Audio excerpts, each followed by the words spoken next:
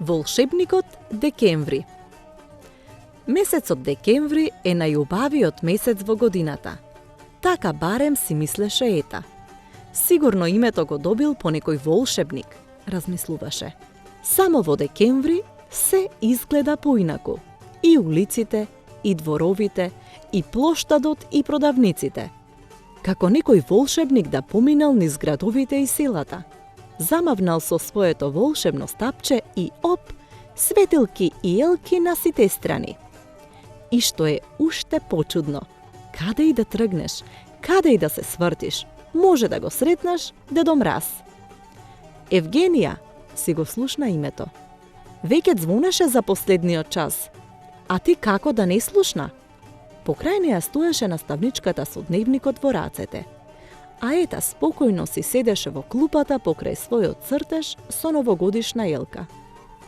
Ајде, доста беше за денеска, се насмевна наставничката. Време е за дома. Дома, да, тивко рече Ета, а волшебникот декември само кај нас се уште не поминал. Кој? Праша наставничката. Ајде, Ета, го слушна гласот на мајка ѝ. Зошто секогаш си последна? Затоа што немам волшебна моќ, одговори Ета. А кога би имала, нашиот дом би го направила бајка. Наставничката збунето погледна и во Ета и во мајка ѝ, но не рече ништо.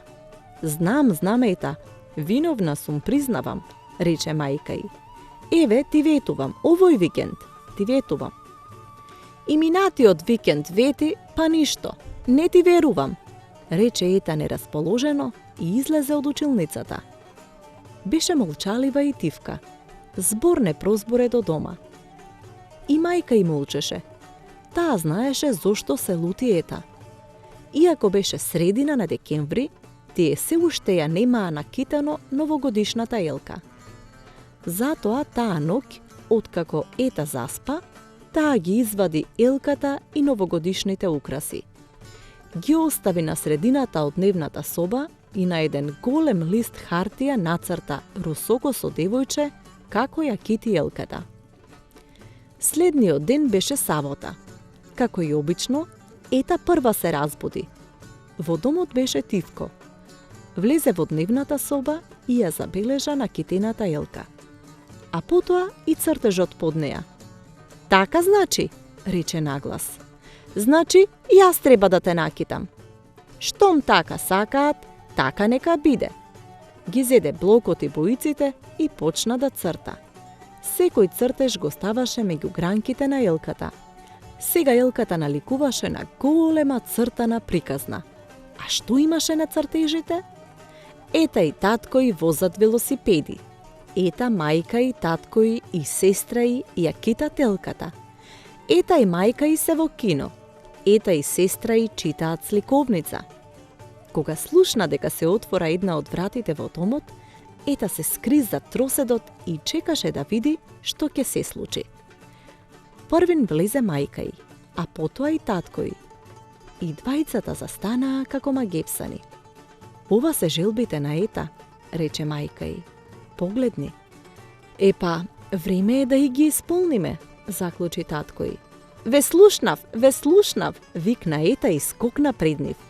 Сега нема ни ама, ни ова, ни она, зборуваше најбрзо што можеше.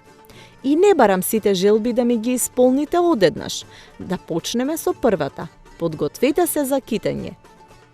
Таа вечер елката горделиво светкаше во сите бои, затоа што беше накитена со многу љубов и со многу смеење. На крајот, Ета нацрта уште еден цртеж, на кој елката беше накитена, а сите околу неа беа весели и насмеани. Недостасуваат само подароци, рече Ета. Но тоа е работа на Дедо Мраз, нели?